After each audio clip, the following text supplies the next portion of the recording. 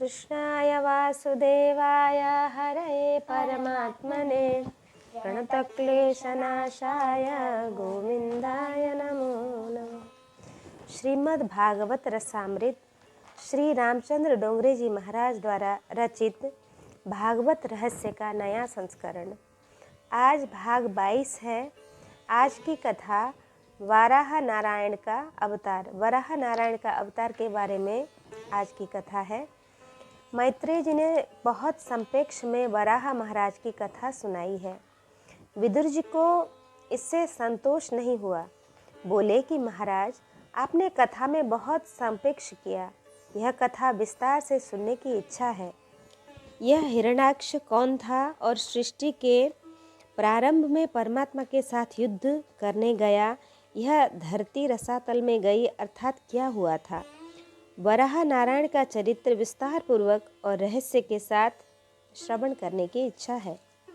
एक अध्याय में हिरण्याक्ष के पूर्व जन्म की कथा है और बाद के 5 अध्यायों में वराह महाराज के चरित्र की कथा है। अग्निहोत्री तपस्वी ब्राह्मण कश्यप ऋषि एक बार संध्या समय में अग्नि में होम करने की तैयारी कर रहे थे। उसी समय अग्निहोत्री तपस्वी कश्यप ऋषि कहने लगी। ऋषि की पत्नी दीति वहाँ आई। दीति ने बहुत सरस श्रृंगार किया था। दीति वहाँ पति के पास आकर कहने लगी कि यह मुझे त्रस्त कर रहा है, मेरी इच्छा परिपूर्ण कीजिए। कश्यप ऋषि दीति से कहते हैं कि यह आप क्या कह रही हैं, यह संध्या का समय है, प्रभु के नाम का दीपक जलाइए। प्रेम से परमात्मा के नाम कीर्तन करते हुए कहिए कि मेरे भीतर सदैव प्रकाश रहे। परमात्मा प्रकाशमय है। प्रभु को दीपक की आवश्यकता नहीं है, दीपक की जरूरत मनुष्य को है, मानव को है। 10वें स्कंद में आगे श्लोक आएगा। उसका भाव है कि यशोदा मैया गोपियों को समझाती हैं, अरे सखियों, आपके घर कन्हैया चोरी करता है तो आप कन्हैया को दिख न पड़े ऐसी जगह माखन रखिए, अंधेरी जगह रखिए। एक गोपी ने कहा, माँ, मैंने अंधेरे में ही रखा था, पर कन्हैया मेरे घर में आया कि अचानक प्रकाश फैला गया। उसके मेरे घर में आते ही प्रकाश फैल जाता है। लाला को दीपक की आवश्यकता नहीं है, लाला का श्री अंग ही दीपक सा है। परमात्मा प्रकाशमय है, स्वयं प्रकाश है। परमात्मा जहाँ विराजमान रहते हैं वहाँ अंधेरा आता ही नहीं है। दीपक की आवश्यकता तो मानव को है। मानव के मन में अंधकार आता है, अज्ञान ही अंधकार है, वासना ही अंधकार है। प्रभु के समक्ष दीपक रखकर कहिए कि आपको दीपक की ज़रूरत नहीं है। आप ऐसी कृपा करिए कि मेरे भीतर भी प्रकाश रहे, मेरे भीतर का अंधकार खत्म हो जाए। मेरे भीतर का अंधकार न आने पावे, इसलिए मैंने दीपक जलाया है। प्रभु के पास दीपक प्रज्वलित करने से आपको ही लाभ होगा। सूर्य अस्त होने पर बाहर भटकना नहीं चाहिए। कई लोगों की ऐसी बहुत बुरी आदत होती है कि सूर्यास्त होने पर घर को ताला लगाकर भटकने जाते हैं। सूर्य अस्त हो तब घर में रहिए। संध्या समय पर ब्राह्मण संध्या करते हैं। आप घर में ठाकुर जी के समक्ष दीपक जलाइए। प्रेम से प्रभु के नाम का दीपक जलाइए। संध्या समय पर भक्ति की बहुत ज़रूरत रहती है। सूर्य अस्त होने पर बुद्धि में काम प्रवेश करता है। रात्रि समय में भी वह बुद्धि में आता है। बुद्धि के स्वामी सूर्य नारायण है। सूर्य जब अस्त होता है तब बहुत दुर्बल हो जाता है। सूर्योदय और सूर्यास्त का समय हो तो सावधान होकर रहना चाहिए। उस समय सजग स्वस्थ रहने पर काम आपकी बुद्धि में नहीं आ सकेगा। सूर्योदय के समय पर अन्य कोई काम न करिए। सूर्य जब बाहर आए तब हाथ जोड़कर खड़े रहिए। आप जिन देव की पूजा करते हैं वे आपके इष्ट देव सूर्यमंडल में विराजमान हैं। ऐसा सोचकर, ऐसे भाव से तेजोमय मंडल के साथ इष्ट देव का ध्यान करिए और साथ में जप करिए। सूर्य जब अस्त होते हैं तब सावधान होकर भक्ति करिए। सूर्य अस्त होते हैं तब काम बुद्धि में प्रविष्ट होता है, तब काम भीतर आ जाता है। तब वह ज्ञान को धक्का मारता है, तब हमारी बुद्धि टिक नहीं पाती है, हमारा विवेक बह जाता है। ऐसा सादा और सरल जीवन व्यतीत करिए कि काम भीतर न आने पावे। कश्यप ऋषि दिति को समझाते हैं कि काम के विनाश के लिए विवाह है। किसी भी सुंदर वस्तु को देखकर मन चंचल होता है। एक ही पुरुष अथवा एक ही स्त्री में मन स्थिर करने के लिए ही विवाह है। विवाह विलास के लिए नहीं है, विवाह काम को नष्ट करने के लिए है। हमारे शास्त्रों में तो ऐसा भी लिखा है कि जिसका मन एक स्त्री में है, एक ही पुरुष में है, देव ब्राह्मण अग्नि की साक्षी में जिस किसी पुरुष के साथ अथवा किसी स्त्री के साथ विवाह हुआ हो और वह उसी एक स्त्री या पुरुष में काम भाव रखता है, वह व्यक्ति गृहस्थ होने पर भी सन्यासी है। मन को पवित्र रखने के लिए ही विवाह है। गृहस्थाश्रम काम के विनाश के लिए है। गृहस्थाश्रम में पति पत्नी संयम रखते हैं, तब सत्पुत्र का जन्म होता है। लोग समझते हैं कि काल बिगड़ा है, इससे पापी पुत्र उत्पन्न हुआ है। काल बहुत बिगड़ा नहीं है, पर मन बिगड़ा है, जीवन में संयम नहीं रहा है। कश्यप ऋषि दिति को समझाते हैं कि यह समय पवित्र नहीं है। इस समय में तुम्हारे पेट में गर्भ रहेगा तो राक्षस बनकर आएगा। संध्या समय में शंकर जी की पूजा होती है। संध्या को प्रदोष काल कहते हैं। समय अच्छा नहीं है। देव और ऋषि भगवान शंकर की इस समय पूजा करते हैं। ब्रह्मादि देव भी भगवान शंकर की मर्यादा को भंग नहीं करते हैं। इस समय पर शिव जी महाराज तुम्हें और मुझे देखेंगे तो वे हमें दंड देंगे। देवाधिदेव महाराज की मर्यादा को भंग मत करो, तुम धैर्य रखो। इस समय भगवान शंकर श्री अंग में भस्म धारण करके संसार में भ्रमण करते हैं। किस समय? संध्या समय में। एक वैष्णव ने शंकर दादा से पूछा कि महाराज आप भस्म क्यों लगाते हैं? शिव जी ने कहा कि मैं जगत को बोध देता हूँ कि शरीर भस्म है, भले ही वह राजा का शरीर हो या रंक का शरीर हो। मानव शरीर का बहुत श्रृंगार करता है, उसको बहुत लाड करता है। शरीर का सुख ही मेरा सुख है ऐसा मानता है। शरीर तो भस्म है। भस्मांतम शरीरम, शरीर में प्राण है तब तक मूल्य है। प्राण निकल जाने पर इस शरीर को कोई घर में नहीं रखता, स्मशान में ले जाते हैं, वहाँ शरीर भस्म बन जाता है। भगवान शंकर स्मशान में विराजते हैं। स्मशान ज्ञान भूमि है। आपको ज्ञानी होना है तो स्मशान में जाने की आवश्यकता है, पर दिन में 2-4 बार स्मशान को याद करिए, शरीर एक दिन स्मशान में ही जाएगा। स्मशान को न भूलिए। जिस शरीर का आप इतना लाड करते हैं, जिस शरीर को आप इतना लाड करते हैं, वह एक दिन छोड़ना ही पड़ेगा। जो शरीर पर थोड़ा सा विचार करता है उसका वैराग्य जागता है। इस शरीर में मल मूत्र रुधिर मांस और हड्डियां हैं। यह सभी चमड़ी से ढका है। चमड़ी हट जाए और ये सभी बाहर आ जाएं तो देखकर घृणा हो जाएगी। मानव को चमड़ी का मोह होता है।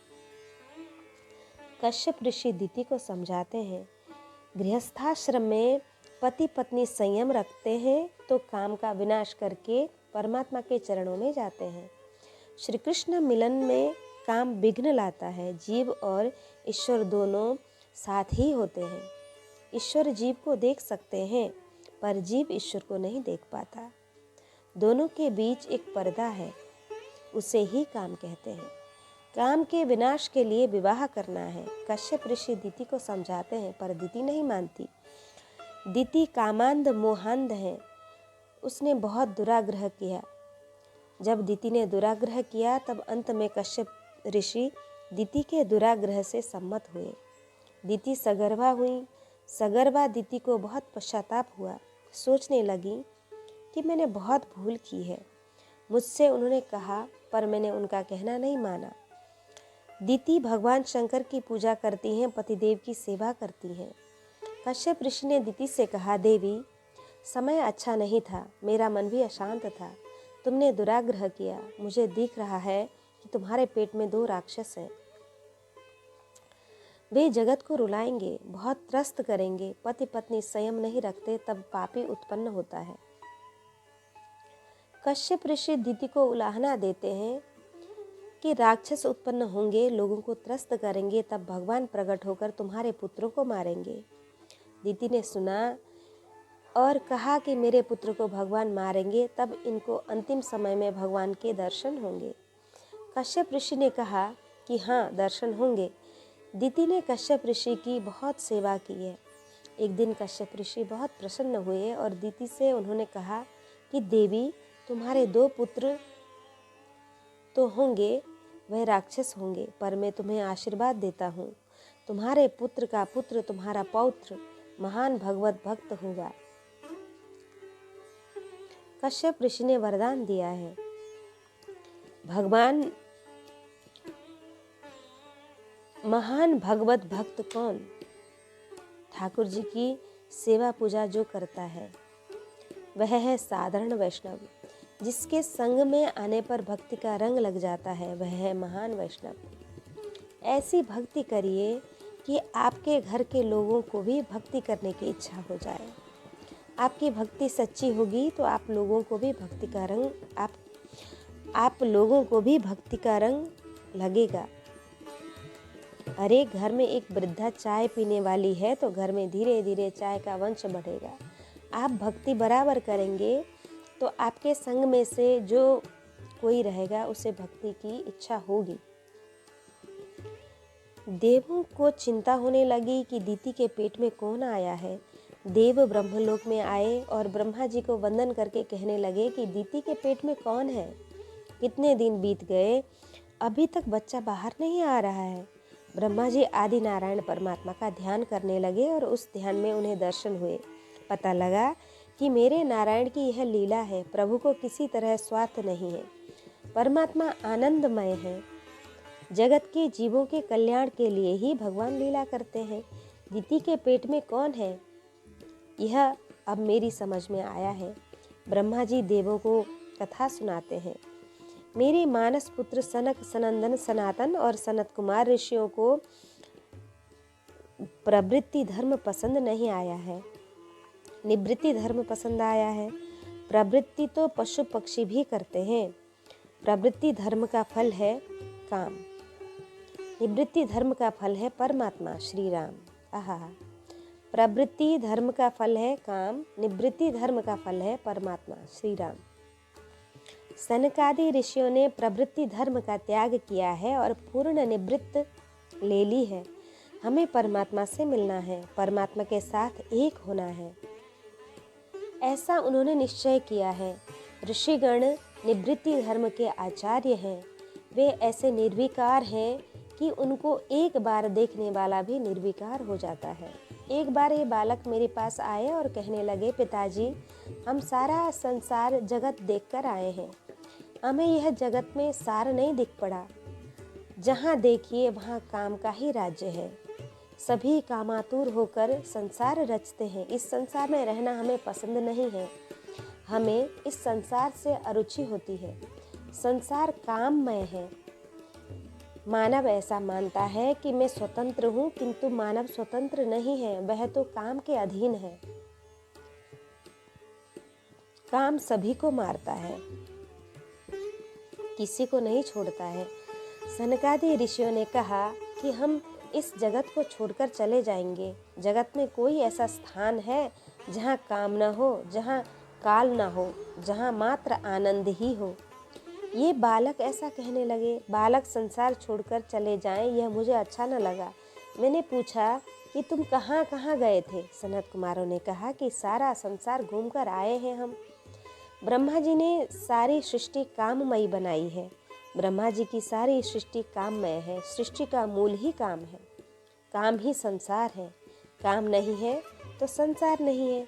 हमें इस संसार में नहीं रहना है।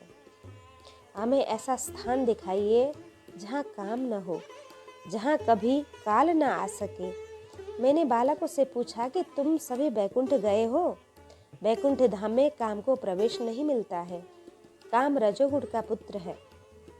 काम एष क्रोध एष रजोगुण समुद्भव। वैकुंठ अति शुद्ध सत्य भूमि है, दिव्य भूमि है। वहाँ मात्र आनंद है। वहाँ लक्ष्मी जी के साथ भगवान नारायण विराजमान है। वैकुंठ में काल नहीं जा सकता। वस्तुतः जहाँ काम जाता है वहीं काल है। जहाँ काम की गति नहीं है वहाँ काल की भी गति नहीं है। देखने योग्य तो प्रभु का धाम वैकुंठ है। तुम लोग वैकुंठ में जाओ, नारायण के दर्शन करो। बालकों ने कहा कि हम वैकुंठ जाएंगे, हमें वैकुंठ में रहना है। जहाँ काम नहीं है वहाँ हमें रहना है। मैंने बालकों से कहा कि आप वहाँ जाइए, पर वहाँ जाकर गड़बड़ न करना। सनत कुमार ने कहा कि जिनके मन में काम है वे ही गड़बड़ करते हैं। जिनके हृदय में राम है, जिनकी आँखों में राम है, वे गड़बड़ नहीं करते हैं। हमने काम पर विजय पाई है। हम जरा भी गड़बड़ करने वाले नहीं हैं। बालक वैकुंठ में चले गए। दक्षिण भारत की यात्रा जिन वैष्णवों ने की है उनको मालूम है कि दक्षिण भारत में कावेरी नदी के तट पर श्रीरंगम है। भगवान श्री रामानुजाचार्य के ग्रंथों में वैकुंठ का जैसा वर्णन आता है वैसा ही श्रीरंगम का मंदिर है। ग्रंथों में लिखा है कि वैकुंठ के 7 गढ़ हैं, 7 परकोटे हैं। उसको पार करके जो जाता है उसे लक्ष्मी नारायण के दर्शन मिलते हैं। श्रीरंगम मंदिर के भी 7 परकोटे हैं। समाधि के 7 अंग माने गए हैं: यम, नियम, आसन, प्राणायाम, प्रत्याहार, ध्यान और धारणा।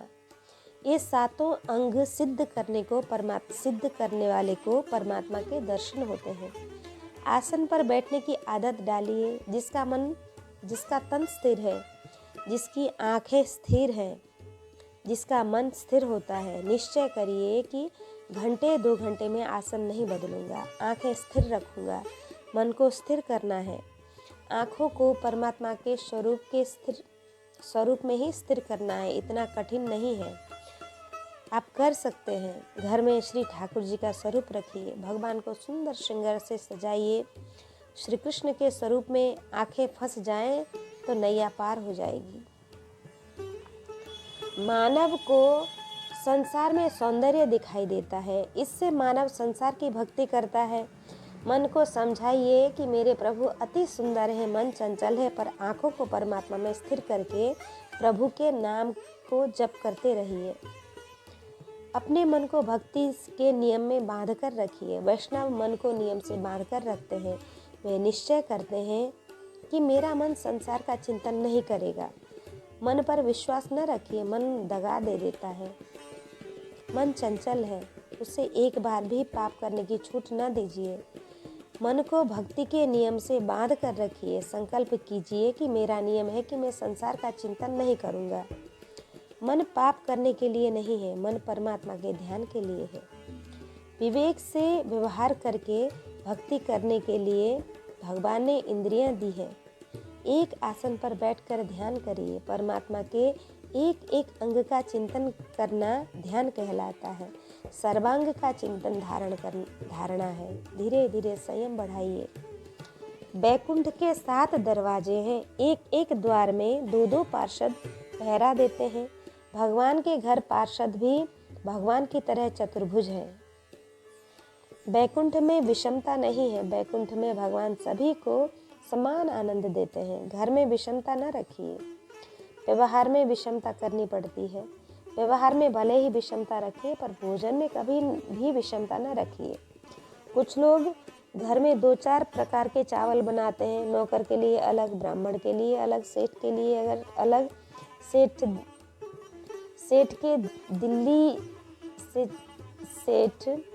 के लिए दिल्ली से चावल मंगवाते हैं। जो नौकर खाते हैं वही मालिक को खाना चाहिए।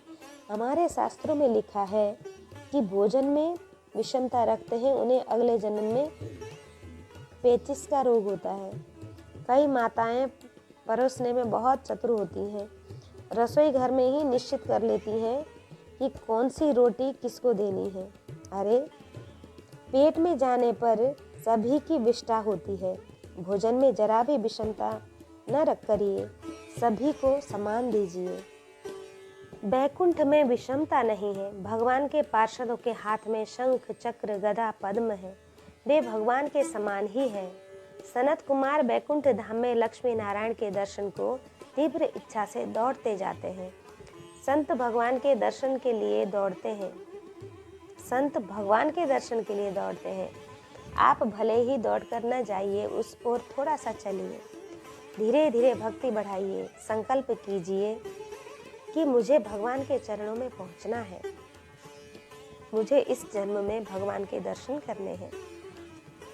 भक्ति में संतोष न रखिए, भोग में संतोष रखिए। सुखदेव जी महाराज कथा ही नहीं करते हैं, वे दर्शन करते करते इतना सब बोलते हैं। वैकुंठ में लक्ष्मी जी बहुत सावधान होकर सेवा करती हैं। अनेक दासियां हैं, अनेक नौकर हैं, पर लक्ष्मी जी को बैठे रहना पसंद नहीं है। उन्हें नारायण की सेवा करने में बहुत आनंद आता है। सेवा प्रेम से करने से हृदय द्रवित रहता है। सेवा में थकान नहीं लगती है। आप किसी भी काम को आनंद से करिए, थकान नहीं लगेगी। 1000 पंखुड़ियों का कमल है, माँ ने उस कमल की बुहारी बनाई है। अंतःपुर में माताजी बुहारी से सेवा करती हैं। बुहारी की सेवा सर्वश्रेष्ठ सेवा है। मंदिर में बुहारी से सेवा करिए। जो बुहारी से सेवा करते हैं उन्हें संतों की चरण रज मिलती है। चरण धूलि में वासना का विनाश करने की शक्ति होती है।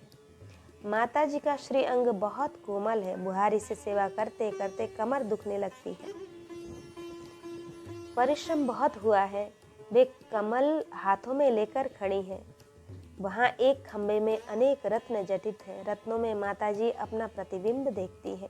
अपना प्रतिबिंब देखकर लक्ष्मी जी को भी आश्चर्य हुआ। विचारने लगी कि मैं कितनी सुंदर हूँ। अपने प्रतिबिंब को देखकर परमात्मा को भी मोह होता है।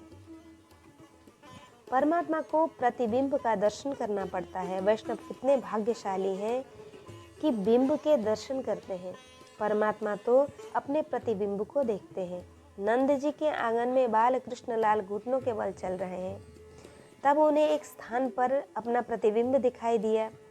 नंद जी के घर श्री कृष्ण बालक बनकर खेलते हैं।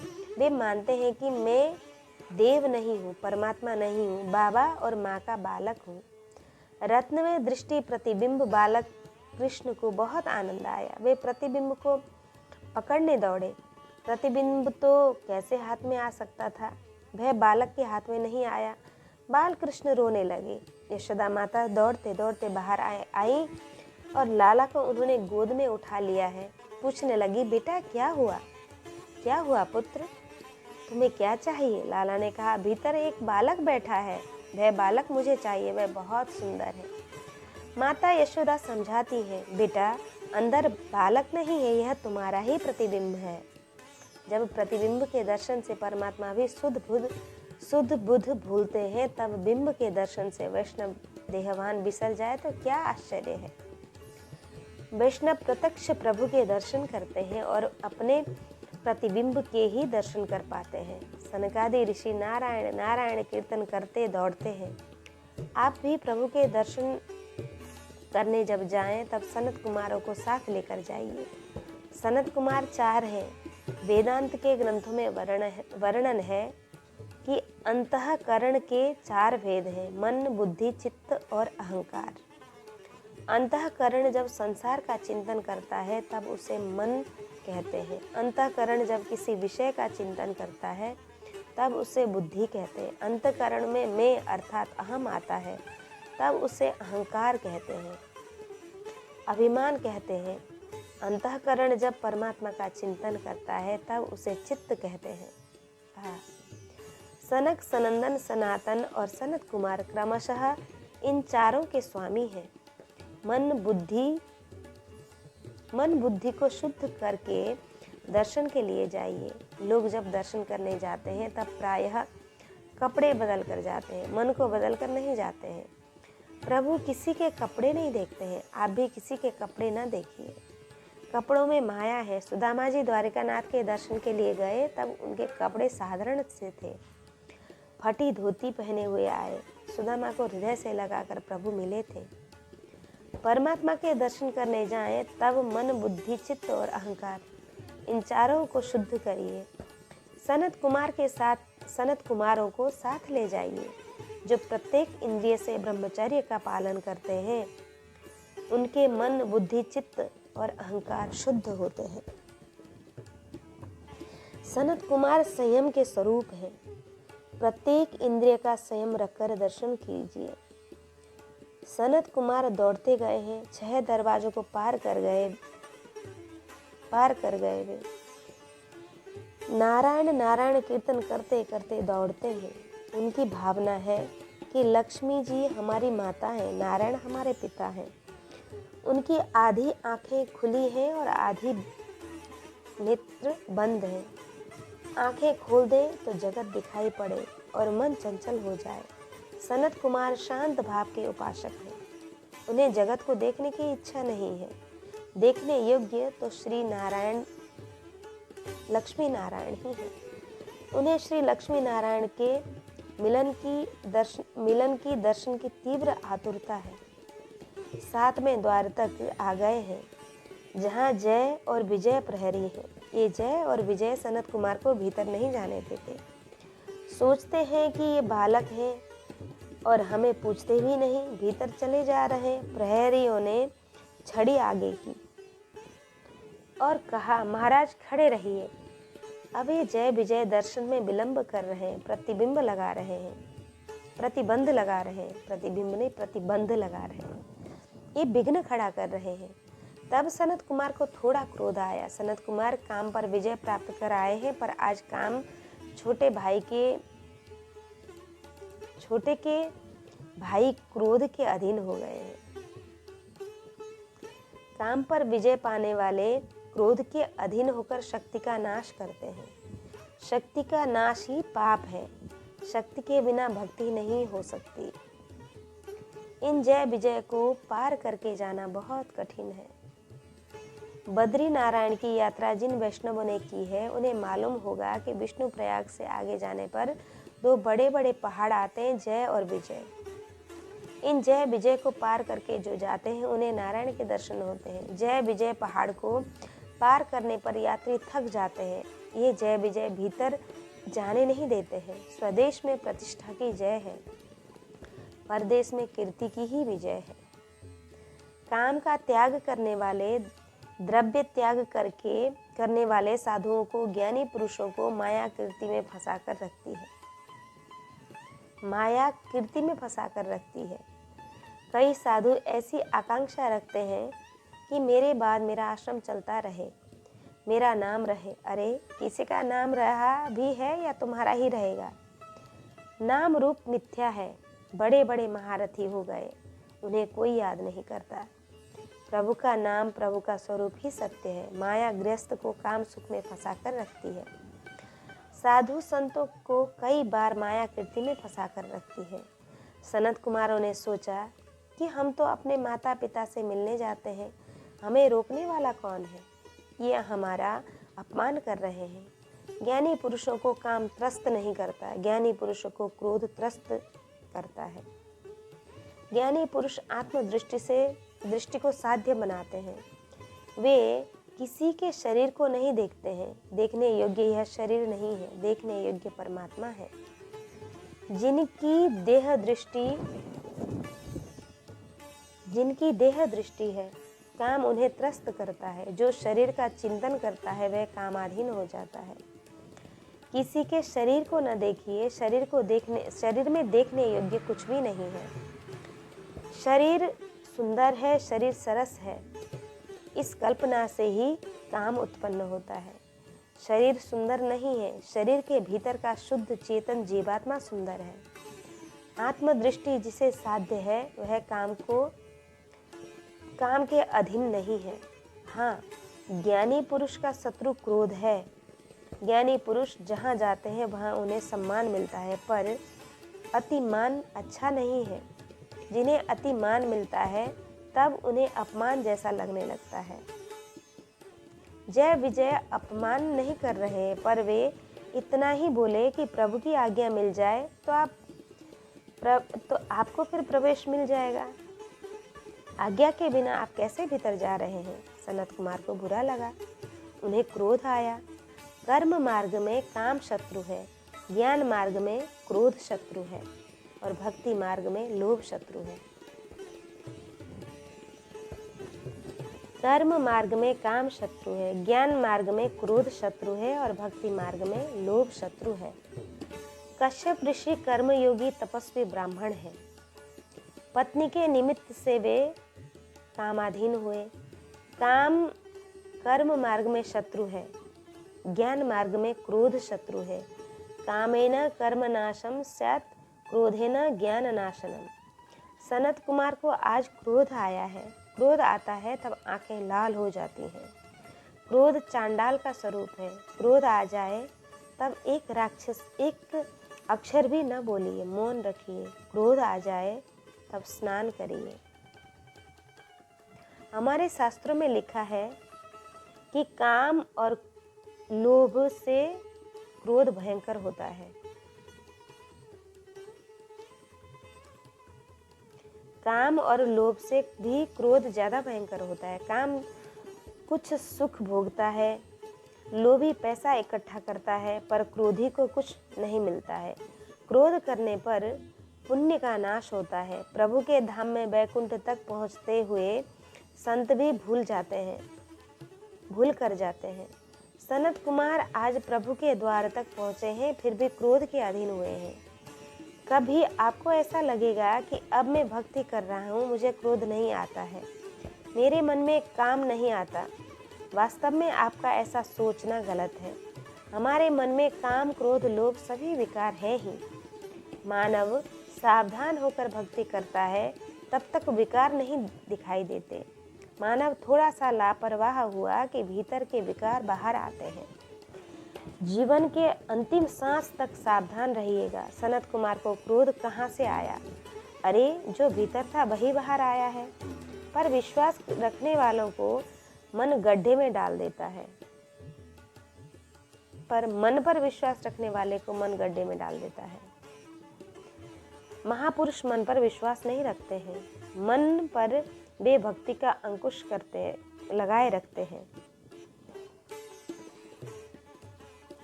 सनत कुमार क्रोध में जय विजय को शाप देते हैं।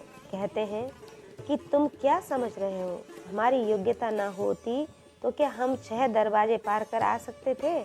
आप हमें बालक मान रहे हैं, हमारा अपमान कर रहे हैं। आपकी आँखों में, आपके मन में विषमता है। वैकुंठ में प्रभु विषमता नहीं रखते। आप ऐसी विषमता क्यों रख रहे हैं? ज्ञानी पुरुष सर्व में एक ही परमात्मा के दर्शन करते हैं। मेरे भीतर जो नारायण है वे सर्व में है। जहाँ विषमता आती है वहाँ सभी विकार जागृत होते हैं। आप में ऐसी विषमता कहाँ से आई? वैष्णव का सर्व में समभाव होता है। विषमता राक्षस रखते हैं। तुम राक्षस बनोगे। तुम्हारे 3 राक्षस जन्म होंगे। प्रभु के धाम में रहने की योग्यता तुम में नहीं है। सनत कुमार ने जब शाप दिया तब जय विजय बहुत घबरा गए। उन्होंने सनत कुमारों के चरणों में वंदन किया और कहा कि भले ही हम राक्षस हो जाएं, पर आप ऐसी कृपा कीजिए कि राक्षस हो जाने पर भी हमें नारायण का निरंतर स्मरण रहे। हम कभी भगवान को ना भूल ले। जय विजय यह आशीर्वाद मांग रहे हैं। भीतर नारायण लक्ष्मी जी के साथ विराजमान है। प्रभु ने सोचा कि सनत कुमार क्रोध कर रहे हैं, अभी भी क्रोध पर उन्हें विजय नहीं पाई है। ये मेरे धाम में आने के लिए योग्य नहीं है। मैं ही बाहर जाकर दर्शन दूं। भगवान के एक एक अंग को कमल की उपमा दी जाती है। चरण कमल, नेत्र कमल, मुख कमल। भगवान के श्री अंगों से कमल की सुगंध आती है। सनत कुमार निराकार ज्योतिर्मय ब्रह्म का ध्यान करने वाले हैं। शांत भाव से उपासना करने वाले हैं। आधी आंखें खुली हैं, आधी बंद हैं। कमल की सुगंध जैसे नाक से भीतर जाती है, वैसे ही सनत कुमारों की आंखें खुल जाती हैं और जैसे ही संपूर्ण आंखें खोलते हैं कि लक्ष्मी नारायण के दर्शन पाते हैं।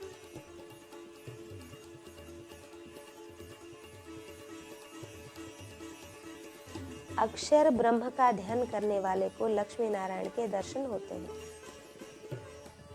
और जब उनको अति आनंद होता है, प्रेम से लक्ष्मी नारायण के मुख को वे देखते हैं, तब दर्शन पाते ही उन्हें ध्यान आया कि भूल हो गई। भगवान दर्शन का, भगवान के दर्शन का फल है स्वदोष दर्शन। अपने दोष दिखाई देने लगते हैं जब ईश्वर के दर्शन होते हैं। मानव में बहुत से दोष हैं, पर मानव अपने दोषों को गुण समझ लेता है। उसे अन्यों की भूल दिखाई पड़ती है, पर अपनी बड़ी से बड़ी भूल भी नहीं दिखाई पड़ती है। जो भगवान के दर्शन पाता है उसे अपना बोध होता है। सनत कुमार लक्ष्मी नारायण के दर्शन में तन्मय हो गए हैं और दर्शन से ही उन्हें अपनी भूल का बोध हुआ है और स्वीकार करते हैं कि भगवान के धाम में आकर उन्होंने क्रोध किया है, प्रभु के पार्षद को शाप दिया है। मंदिर में क्रोध करने वाले को सजा मिलती है। मंदिर में ठाकुर जी के समक्ष क्रोध न करिए। प्रभु के समक्ष ऊंचे स्वर से न बोलिए। किसी के अति तीव्र स्वर में बोलने से लाला को डर लगता है। लाला सोचता है कि यह क्या मारपीट करने आया है। कन्हैया बहुत कोमल है, मंदिर में प्रेम से बोलिए। सबको प्रेम से देखिए। मंदिर में तीव्रता से हंसने वाले को पाप लगता है, वह भगवान का अपमान करता है। मंदिर में बहुत सावधान रहना चाहिए। मंदिर में किए गए पाप की बहुत कड़ी सजा मिलती है। सनत कुमार नारायण के दर्शन करते करते बारंबार वंदन करते हैं, कहते हैं कि हमसे भूल हो गई है, आपके पार्षदों को हमने शाप दिया है, हमें सजा दीजिए। प्रभु ने स्मित हास्य किया और कहा, आपने कोई भूल नहीं की है। आप जैसे ज्ञानी मुझे बहुत प्रिय हैं, आपका अपमान मेरा अपमान है। प्रभु ने सनत कुमारों की प्रशंसा की, पर उन्हें बैकुंठ में नहीं रखा। सनत कुमार से उन्होंने कहा, इन लोगों ने भूल की है, आपने शाप दिया है तो उचित किया है। भले ही इनके 3 जन्म हों, पर 3 जन्मों के बाद ही मेरे धाम में आ सकेंगे, ऐसी कृपा करिए। परमात्मा ने ऐसा मधुर बोला कि द्रवित सनत कुमार बारंबार उनका वंदन करने लगे। सोचने लगते हैं कि हमारी महत्ता प्रभु बढ़ा रहे हैं। सनत कुमार परमात्मा का स्वरूप सनत कुमार का स्वरूप आंखों से भीतर उतार रहे हैं। सनत कुमार परमात्मा का स्वरूप अपने आंखों से भीतर हृदय में उतार रहे हैं। प्रदक्षिणा करके सनत कुमार ब्रह्मलोक में पहुंचे हैं। प्रभु ने जय विजय से कहा कि तुम्हारे 3 जन्म होंगे, पर तुम्हारे उद्धार के लिए मैं 4 अवतारण धारण करूंगा। भागवत के प्रमुख टीकाकार श्रीधर स्वामी हैं। भागवत पर अनेक टीकाएं प्राप्य हैं। श्रीधर स्वामी की टीका बहुत प्राचीन है। 1200 वर्ष पहले गंगा तट पर माधव राय के दर्शन करते करते स्वामी ने यह टीका लिखी है। श्रीधर स्वामी की टीका महाप्रभु को बहुत प्रिय लगी है। श्रीधर स्वामी ने अपनी टीका में लिखा है कि यह सब उचित नहीं है, यह योग्य नहीं है, यह मुझे पसंद नहीं है। जय विजय भगवान के पार्षद हैं। भगवान के पार्षद तो भगवान के समान ही होते हैं। जय विजय सनत कुमारों को पहचान न कर सके और उन्हें बालक समझकर रोक दिया, यह उन्हें शोभा नहीं देता।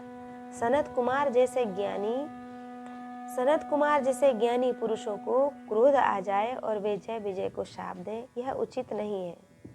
और अगर बैकुंठ से जीव का पतन हो तो बैकुंठ का महत्व ही क्या रह जाता है। भगवान ने कहा है, यद्गत्वा न निवर्तन्ते तद्धाम परमं मम।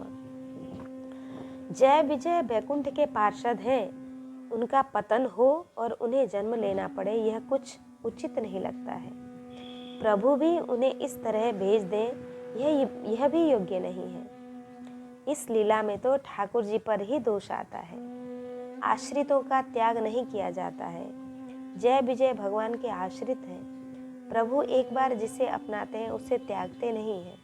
भगवान जय विजय का त्याग करें, यह भगवान को शोभा नहीं देता है। श्रीधर स्वामी ने टीका में लिखा है कि यह योग्य नहीं हुआ। फिर समाधान दिया है कि नाना, यह सब योग्य हुआ है। भगवान नारायण लीला कर रहे हैं। लीला ही प्रभु का अनुग्रह है। आनंदमय परमात्मा का कोई स्वार्थ नहीं है।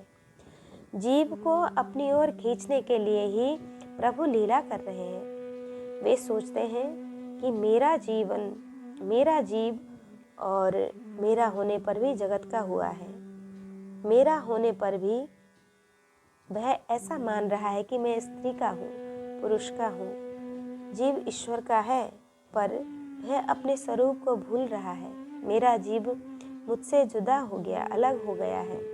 ऐसा सोचकर प्रभु ने अपनी ओर खींचने के लिए लीला की है। वे चाहते हैं कि ऐसी लीला करूं कि लोग मेरी लीला सुने और मुझ में उनका प्रेम जागृत हो। आप जितने समय तक कथा सुनते हैं उतने समय तक आपका मन पाप नहीं करता। परमात्मा की लीला जीव के कल्याण के लिए है। बैकुंठ में जीव वर्षों से आराम कर रहे थे, परंतु बहुत आराम के बाद उनका कुश्ती करने का मन हुआ। भगवान के साथ कुश्ती कौन कर सकता है? भगवान के पार्षद भगवान की तरह ही बलवान होते हैं। प्रभु ने सोचा कि ये पार्षद राक्षस बने तो मैं उनके साथ युद्ध कर सकूं। मैं ऐसी लीला करूंगा। भगवान की इच्छा से जय विजय में अज्ञान आया। ज्ञान भगवान देते हैं, यह बात सच है। साथ ही ठाकुर जी को कोई लीला करनी हो तो जीव में अज्ञान भी भगवान ही देते हैं। यशोदा मैया बाल कृष्ण को परमात्मा नहीं मानती हैं। वे मानती हैं कि कन्हैया मेरा पुत्र है। लाला ने अनेक राक्षस मारे हैं, पर यशोदा मैया का वात्सल्य भाव कम नहीं हुआ। उनका विश्वास है कि कन्हैया देव नहीं है, परमात्मा नहीं है, मेरा पुत्र है। यशोदा परमात्मा को देव मानने लगे तो लीला नहीं हो सकेगी। भगवान जिस तरह ज्ञान देते हैं उसी तरह अज्ञान में भी रख सकते हैं। भगवान ही लीला करने के लिए जय विजय को अज्ञान में रखते हैं। भगवत इच्छा से ही जय विजय सनत कुमारों को नहीं पहचान सके। सनत कुमारों को क्रोध आया, उसमें भी भगवत इच्छा ही थी। भगवान को लीला करनी है, जय विजय का पतन हुआ नहीं है। वैकुंठ से जिस तरह भगवान धरती पर आते हैं, जगत में आते हैं, उसी तरह भगवान के पार्षद भी आते हैं। 3 जन्मों के बाद पुनः जय विजय धाम में आने वाले हैं। यह जो कुछ भी हुआ सब ठीक ही हुआ है। सनत कुमारों ने जय विजय को शाप दिया, तब कश्यप और दीति का संबंध हुआ। जय विजय दीति के गर्भ में आए हैं। ब्रह्मा जी देवों को समझा रहे हैं, भगवान की लीला है, भगवान की लीला है। भगवान प्रकट होंगे, भगवान मंगल ही करेंगे। भगवान की प्रत्येक लीला जीव के कल्याण के लिए ही है। आप चिंता न करिए, नारायण का चिंतन करिए। इस और अपवित्र समय पर दीति ने 2 बालकों को जन्म दिया। एक का नाम हिरणाक्ष रखा गया और दूसरे का नाम हिरण्यकश्यप रखा। बालक बहुत प्रतापी हैं, हर रोज 4-4 हाथ बढ़ते हैं। हिरणाक्ष ऐसा बलवान हुआ कि जब वह चलता तब उसके पांव धरती पर रहते और मस्तक स्वर्ग को छूता था। भागवत समाधि भाषा ग्रंथ है। हिरणाक्ष शब्द पर थोड़ा विचार करिए। हिरणाक्ष लोभ है। अक्षः शब्द का अर्थ है आंख और हिरण्य शब्द का अर्थ है सुवर्ण। जिनकी आंखों में सुवर्ण है, पैसा है, वह हिरणाक्ष है। जिसकी आंखों में लोभ है वह हिरणाक्ष है। भक्ति में आंखें मुख्य हैं, आंखों में पैसा नहीं। परमात्मा को रखिए। नीति से पैसा मिलता है तो वह पैसे तार देता है, पर अनीति का पैसा डुबा भी देता है। आप जिस देव की पूजा करते हैं उस देव को मात्र घर में ही न रखिए, पर आंखों में भी रखिए। 2-3 मिनट हो जाए कि दर्शन करिए। आंखों में भगवान को रखने वाला पाप से बचता है। कई लोग भक्ति करते हैं, भगवान की सेवा पूजा करते हैं, भोग लगाते हैं, आरती करते हैं और बाद में भगवान से कहते हैं कि अब इस अलमारी में बैठे रहिए, अब मुझे फुर्सत नहीं है। भगवान कहते हैं तुम्हें मेरे सामने देखने की फुर्सत नहीं है तो तुम्हारी अलमारी में बैठने की भी मुझे फुर्सत नहीं है। भगवान को आंखों में रखिए। आंखों में काम आता है, आंखों में पैसा आता है, आंखों में लोभ आता है, तो वही हिरणाक्ष का स्वरूप है। जिसकी आंखों में काम है, जिसकी आंखों में लोभ है, वह मंदिर में जाकर भक्ति नहीं करता है, वह पाप ही करता है। हिरणाक्ष लोभ का प्रतीक है। लोभ दिनों दिन बढ़ता है। शरीर दुर्बल होने पर काम थोड़ा शांत होता है। घर के लोग मेरी सुनते नहीं है, ऐसा जानने पर बूढ़ा क्रोध भी नहीं करता है। काम और क्रोध समय पर शांत हो जाते हैं, पर लोभ दिनों दिन बढ़ता है। हिरण्याक्ष का लोभ इतना बढ़ा कि पृथ्वी के सभी राजाओं को पराजित करने पर भी उसे संतोष न हुआ। उसकी ऐसी इच्छा हुई कि स्वर्ग में जाऊं और देवों के साथ युद्ध करूं। देवों को पराजित करके स्वर्ग से संपत्ति ले आऊं। धरती के राज्य से उसे संतोष नहीं हुआ। स्वर्ग का राज्य ही उसे लेना है। लोभ से लोभ बढ़ता है। पाप का जनक लोभ है। जीव को जो कुछ भी मिलता है उसे कम ही लगता है, तभी वह पाप करता है। लोभ बढ़ता है तब भी पाप बढ़ता है। हिरण्याक्ष के राज्य में पाप बहुत बढ़ गया। पाप बढ़ता है, इससे दुख भी बढ़ता है। तब प्रजा बहुत दुखी हुई।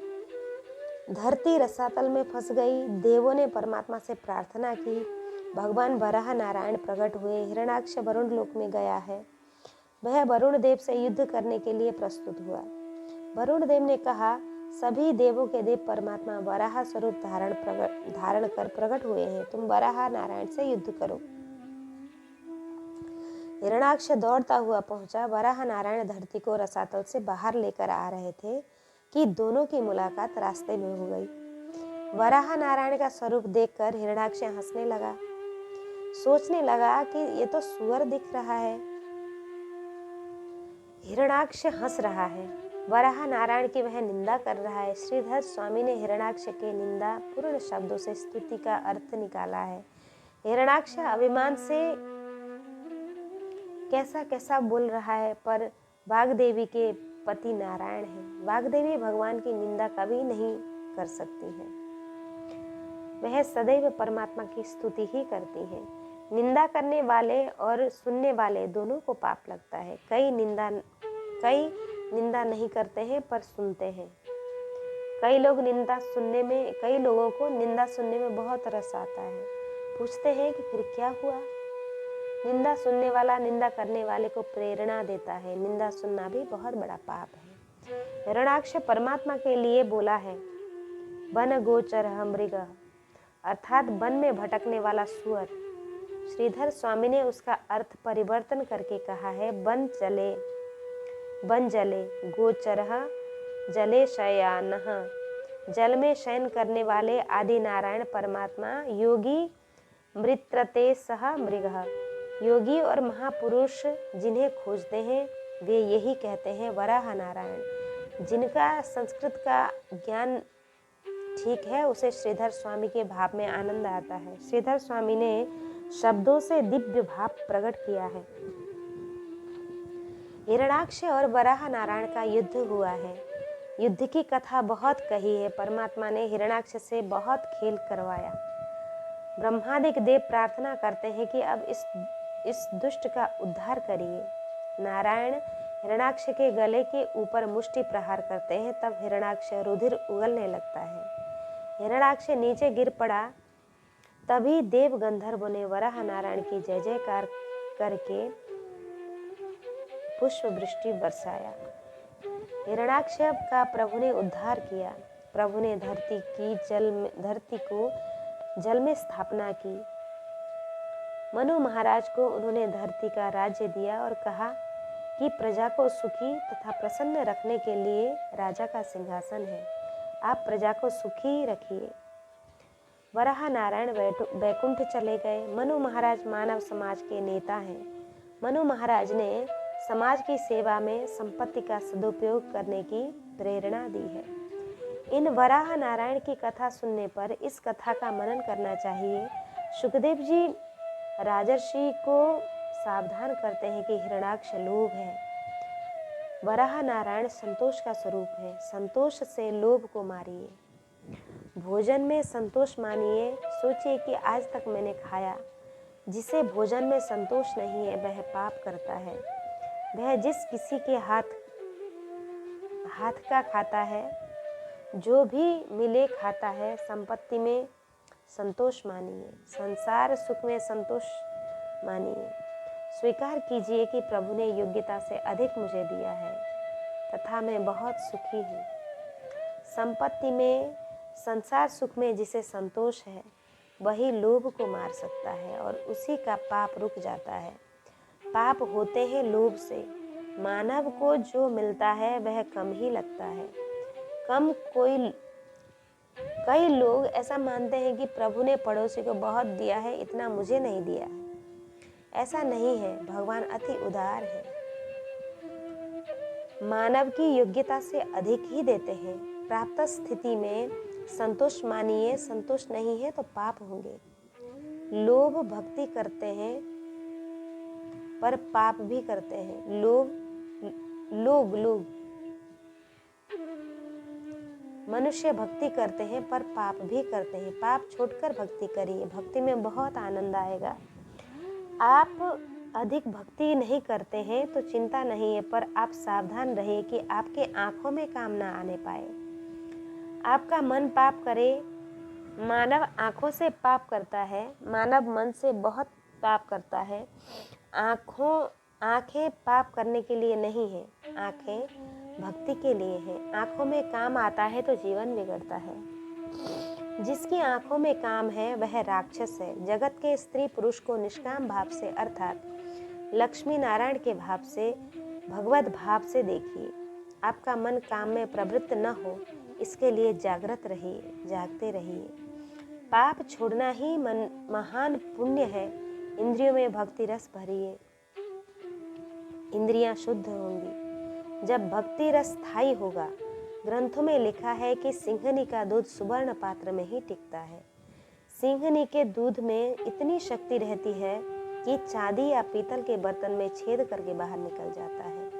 किसी को अनुभव है या नहीं यह मालूम नहीं है, पर ग्रंथों में ऐसा ही लिखा है। इंद्रियां कंचन की तरह शुद्ध होंगी तो भक्ति रस टिक सकेगा। इंद्रियां पाप का साधन नहीं है, भक्ति का साधन है। इंद्रियां विवेक से व्यवहार करने तथा भक्ति करने के लिए है। आदि नारायण परमात्मा के दर्शन स्मरण करने वालों के हाथों से पाप नहीं होते। महापुरुष लोभ को संतोष से मारते हैं। वे मानते हैं कि मैंने संसार के सर्व सुखों को अनेक बार भोगा है। सुख भोगने पर आज तक हमें शांति नहीं मिली। संसार के सर्व प्रकार के सुख भोग कर भी शांति नहीं मिलती है। संसार के सुखों में जो संतोष मानते हैं उनके पाप छूटते हैं। पाप छूटते हैं तब भक्ति में बहुत आनंद आता है। वराह भगवान यज्ञ स्वरूप है। सत्कर्म को यज्ञ कहते हैं। आप कोई भी अच्छा काम करते हैं तो वह यज्ञ है। अग्नि में आहुति देने से ही यज्ञ होता है, ऐसा नहीं है। परमात्मा प्रसन्न हो सके ऐसा कोई भी कार्य करिए तो यह यज्ञ ही है। प्रभु प्रसन्न हुए कि नहीं ऐसा जानने की युक्ति है। जो काम करते हैं उसके पूर्ण होने पर आपको आनंद की अनुभूति होती है। आपका मन प्रसन्न रहता हो, शांत रहता हो तो मानिए कि परमात्मा प्रसन्न है। और जो काम करने पर मन चंचल हो, अशांत हो, भीतर से उद्वेग हो तो मानिए कि प्रभु नाराज है, प्रभु रुष्ट है।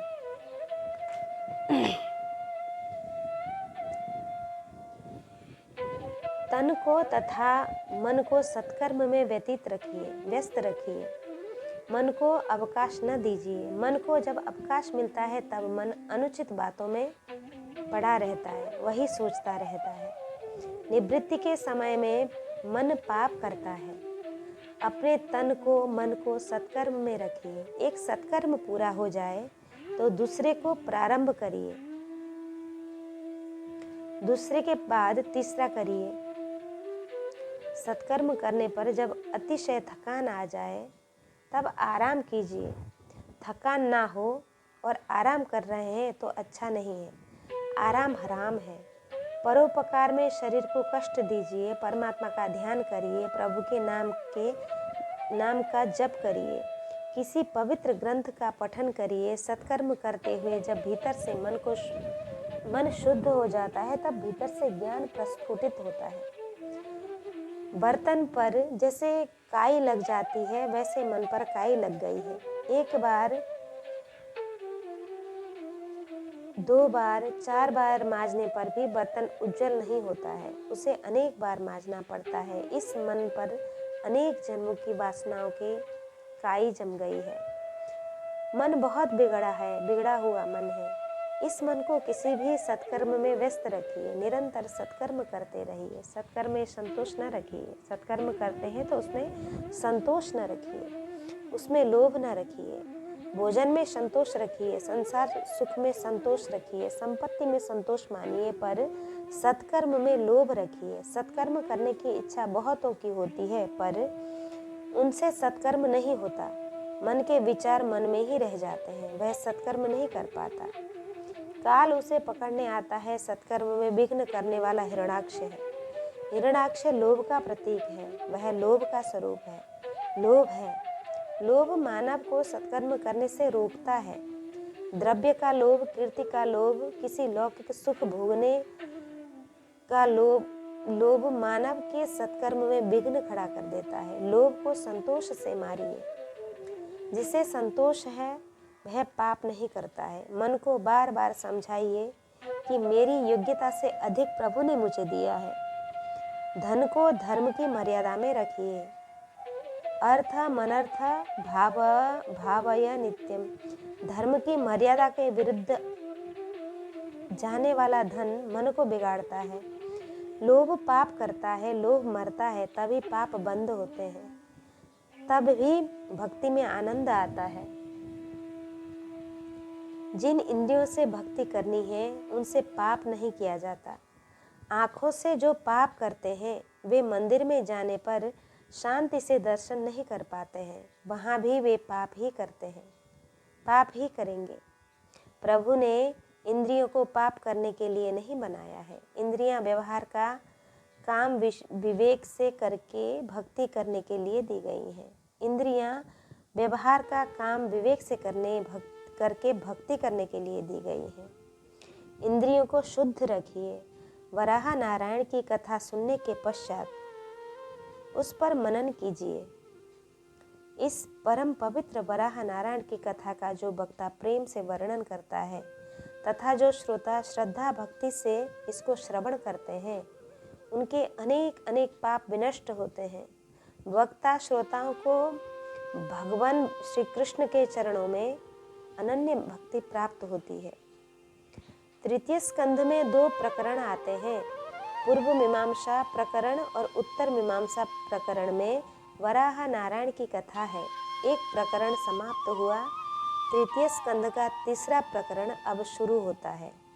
दूसरे प्रकरण में कपिल महामुनि की कथा है।